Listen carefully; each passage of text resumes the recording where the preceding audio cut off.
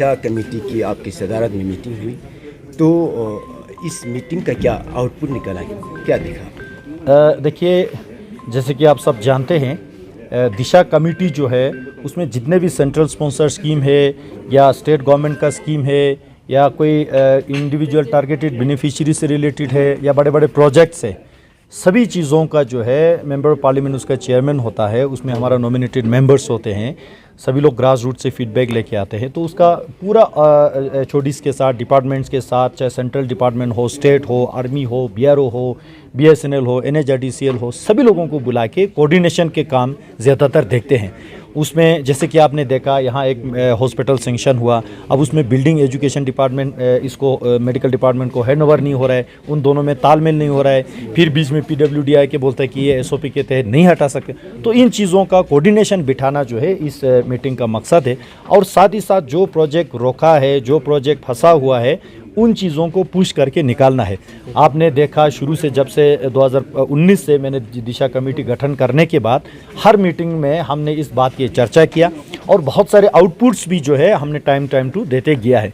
जो चीज़ों का आउटपुट नहीं दे रहा है वो हम हायर अथॉरिटी के साथ टेकअप करते हैं। उसमें जो है कभी कभी 1-2 ऑफिसर्स जो है जो शरारती करते हैं, शैतानी करते हैं, ठीक तरह से इम्प्लीमेंट नहीं करता है, उनके हम सस्पेंशन तक रिकमेंड करते हैं, तुरंत कार्रवाई का भी वो करते हैं।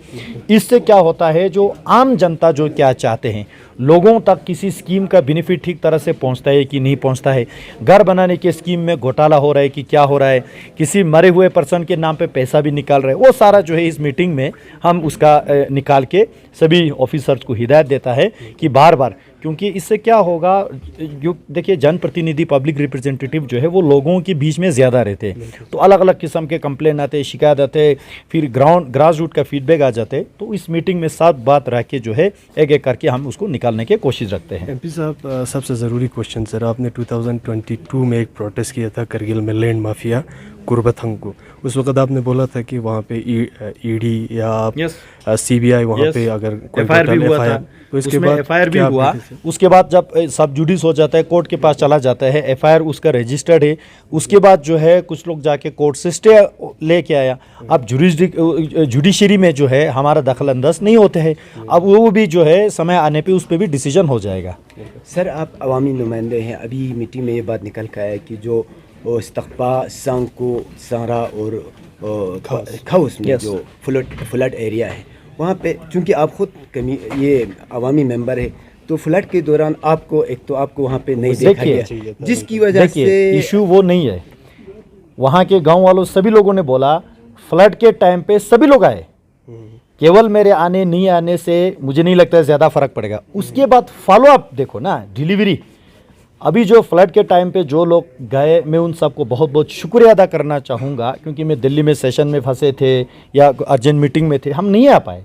लेकिन उसके बाद जो है हमने उस पर टाइम टू टाइम नज़र रखा, लोगों से फ़ोन पे रविता रखा, काफ़ी डेलीगेशन ले में भी आए, उनको घर नहीं मिला, अभी भी गवर्नमेंट एक्कोमोडेशन में है, फिर उनको हमने LG साहब के साथ टेकअप करके मीटिंग करके वो सारा जो है ऑफिशियल काम, कल मैं खुद वहाँ फिर से देखने के लिए गया, आपके हाउस में, संगरा में, सारा देखने के बाद यहाँ आज मीटिंग में बात उठाया कि भाई देखो, ऑनरेबल काउंसलर तब के जो है हाजी गुलाम अहमद साहब ने अपने CCDF से जो दिया, उसके अलावा गांव वालों ने मुझे बताया ना उनका देब्रिस मलबा हटाया, ना उनका प्रोटेक्शन बांड किया, ना उनका जो लैंड कंपनसेशन हुआ, वो सारा क्यों नहीं हो रहा है। आज मैंने मीटिंग में सवाल किया और DC साहब को भी मैंने रिक्वेस्ट किया, हिदायत दिया कि आने वाले एक हफ्ते में एक दोबारा फॉलोअप मीटिंग करके मुझे उसका जायज़ा लेके बताइए क्यों काम नहीं कर रहे हमारे ऑफिसर लोग। तो कान खींचने वाला भी तो चाहिए ना, सभी लोग वहाँ जाके फ़ोटो खींचे, मीडिया का भाई मैं ही हीरो हूँ, हम वो काम में विश्वास नहीं रखते, हम पीछे के फॉलोअप में ज़्यादा विश्वास रखते हैं और पूरा कोशिश करेंगे वहाँ जो है जो DPR बना के ऊपर दिया है उसको सेंक्शन अकाउंट करके वो सारा जो है मलबा हटाना, कंपनसेशन देना या उनके स्कूल का मरम्मत करना, वो सारा हम जो है टाइम टू टाइम करेंगे। आपका टेन्योर ख़त्म हो रहे हैं और 5 साल में अभी जो फ्लड का मेन इशू रहता है करगिल में, खुसूसन लेह में भी होता है, तो अभी तक इशू सॉर्ट आउट नहीं हुआ है, आपका टेन्योर भी ख़त्म हो रहे हैं, तो आप बोल रहे हैं कि फॉलोअप कर रहे हैं, तो कर रहे हैं तो रिजल्ट क्यों नहीं? ऐसा है, ये टेन्योर से रिलेटेड बात नहीं है, ऐसा नहीं कि टेन्योर में ही आएगा, टेन्योर ख़त्म होने के बाद नहीं आएगा। 2010 में लेह में फ्लड आया था, उसका इशू अभी भी चल रहा है।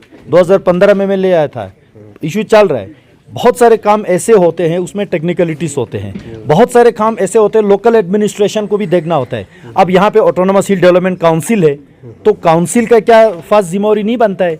हर चीज़ में जो है एमपी के सर पे डालेंगे तो काउंसिल क्या करेंगे?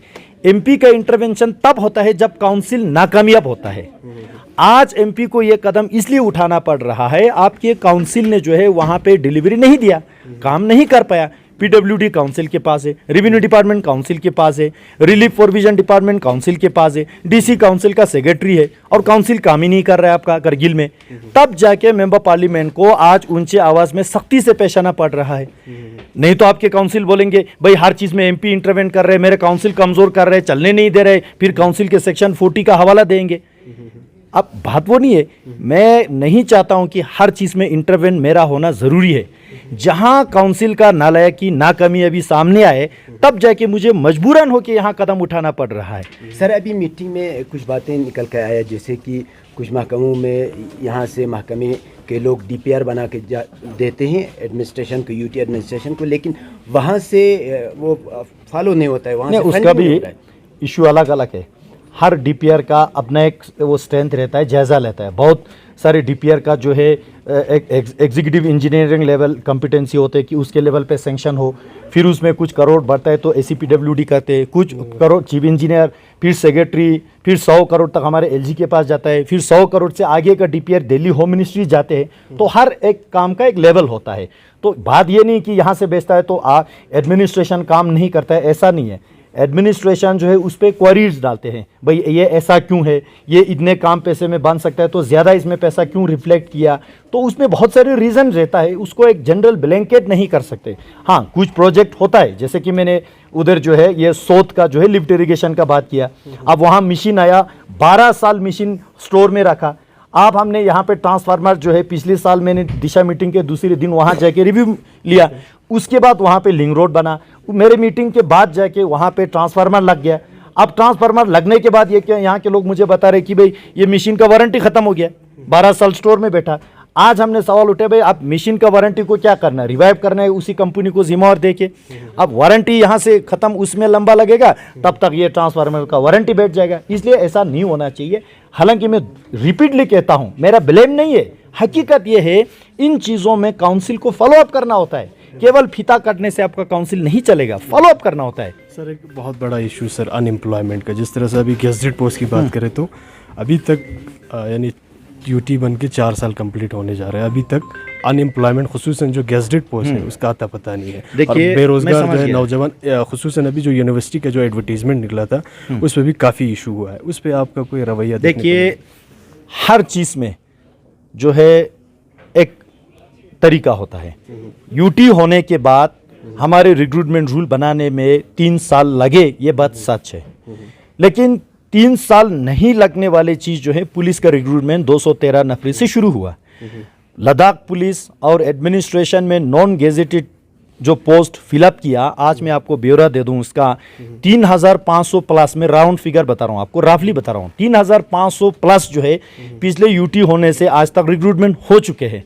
बिल्कुल ट्रांसपेरेंट मैनर से होता है। आपके करगिल के यूथ जानते हैं, करगिल के लोग जानते हैं, शायद आप दोनों भी जानते हैं। यहाँ जितना भी डिस्ट्रिक्ट कैडर का पोस्ट जब निकालते हैं, सिफारिश होता था, रिश्तेदारों का होता था, पहचान वाले का होता था, पैसे वालों का होता था, वो सारा सिस्टम हमने ख़त्म किया। सबके साथ को इंटरव्यू सिस्टम खत्म करके ओएमआर शीट पे लेके आया। कल मैं गांव-गांव देखने गया, सभी गांव से मुझे मिलके शुक्रिया अदा कर रहा है कि भाई गरीब के लड़के को नौकरी मिल रहा है, गरीब के लड़की को नौकरी मिल रहा है, जिसके हाथ में कलम में ताकत हो, तालीम हो, जायज़ जो लोग हैं उनको मिल रहा है। अब कुछ लोगों को रिश्तेदारी को शायद नहीं दे पाए होंगे, उनको पेट दर्द होते होंगे, ये अलग बात है। लेकिन सुनो ना, मैं आ रहा हूँ उस पर, अभी कंप्लीट नहीं हुआ है। तो आज जितने भी नॉन गेजेटेड का जो पोस्ट हुआ है, बिल्कुल ड्यू डिजर्विंग लोगों को दिया है। ये सिस्टम मजबूत करने में भी टाइम लगता है। अगर हम जल्दबाजी में दे दे, भाई तू अपने रिश्तेदार को दास दे दे, तू अपने रिश्तेदार को दास दे दे, ऐसे नहीं होता है। नॉन गेजेटेड का पोस्ट में बताया, गेजेटेड का जो है रिक्रूटमेंट रूल सारा बनाने के बाद अभी एमएचए को टेकअप हुआ है। बहुत सारे यूपीएससी से जो है रेक्टिफाइड होकर आना है, बहुत सारे जो पीएससी लेवल का पोस्ट है उस सब पे काम चल रहा है। अभी इलेक्शन आने से पहले ये सारा पोस्ट जो है हमारा कोशिश से एडवर्टाइज हो जाए।